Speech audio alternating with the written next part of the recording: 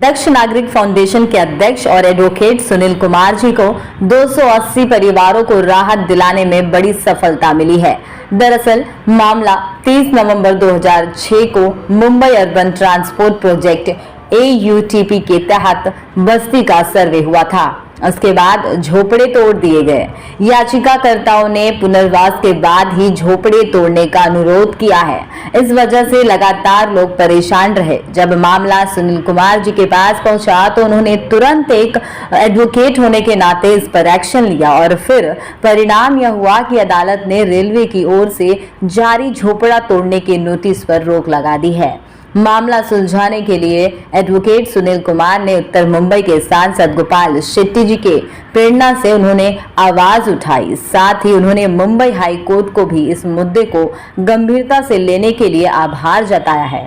सुनील कुमार के अथक प्रयास से कोर्ट ने पश्चिम रेलवे के DRS को कमेटी बनाने का निर्देश भी दिया है। इस रिपोर्ट को देखिए। इंदिरा नगर की जो जनहित याचिका जो फाइल की गई, जिसका नंबर है 1801 ऑफ 2024 और ये फाइल की गई अरुल मरियम्मन रहीवासी सेवा सोसाइटी।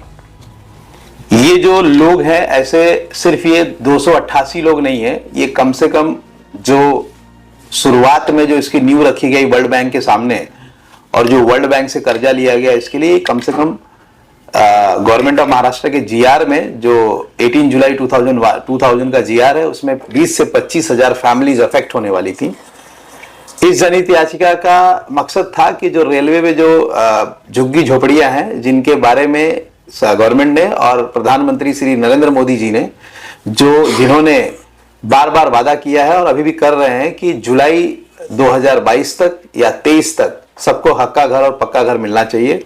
इसलिए हमने ये जनहित याचिका फाइल की है और जनहित याचिका फाइल करने का मकसद ये है क्योंकि मैं एडवोकेट सुनील कुमार जो दक्ष नागरिक फाउंडेशन करके NGO चलाता हूं और मैं एक सोशल वर्कर हूं और मैं खुद झुग्गी झोपड़ियों से आता हूं। मेरी भी एक झोपड़ी टूटी थी और वही रीजन है कि इन झुग्गी झोपड़ियों को जब मैंने ये हालत देखा तो मुझे ये लगा कि अगर मैं वहां से आया हूं तो मुझे अपना पास नहीं भूलना चाहिए और इनके लिए भी कुछ प्रयत्न करना चाहिए।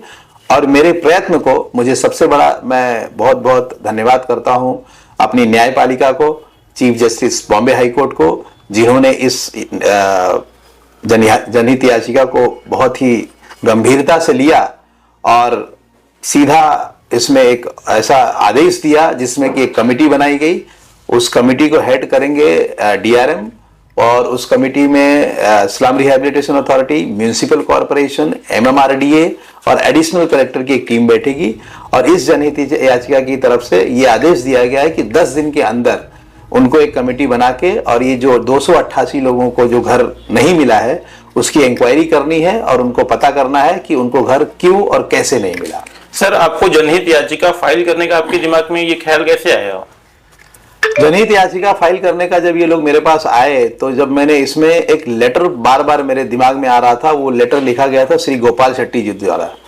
मैंने उस पूरे पेपर्स को देखा और मैंने जब वहां के झुग्गी झोपड़ी वालों से बात किया तो मैंने देखा कि इस चीज के लिए श्री गोपाल शेट्टी जो सांसद हैं उत्तर पश्चिम जिला के, वो पिछले 20 साल से स्ट्रगल कर रहे हैं। उन्होंने धरना भी दिया, वो बहुत सारे लेटर्स भी लिखते हैं और इनफैक्ट उन्हीं के लेटर्स ने बॉम्बे हाई कोर्ट में चीजों को एक्सप्लेन किया कि किस तरह से ये 288 घरों को माहौर में PAP देने के बावजूद उनको आज तक घर मिला ही नहीं और ना तो PAP देने के बाद ना तो उनको इसके बारे में कोई बताया गया। तो कुल मिला के इसमें श्री गोपाल शेट्टी जी का एक बहुत अहम रोल है और मैं उनको फॉलो भी करता हूं क्योंकि उनका जो काम करने का तरीका है और जिस तरह से वो काम करते हैं वो काम भी एक मिसाल है। और उनको लोग ऑक्सीजन, उनको लोग बहुत कुछ नामों से कार्य सम्राट बोलते हैं, कार्य सम्राट खासदार बोलते हैं, आमदार गार्डन सम्राट बोलते हैं, लेकिन मैं उनको ऑक्सीजन मैन बोलता हूं।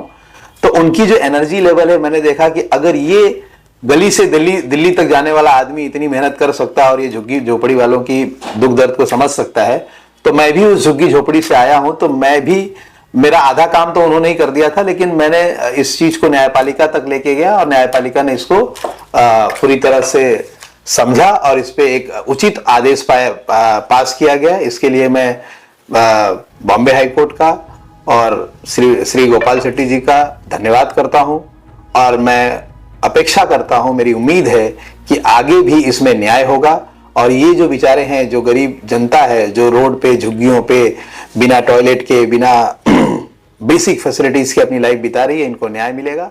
धन्यवाद, नमस्कार, जय श्री राम।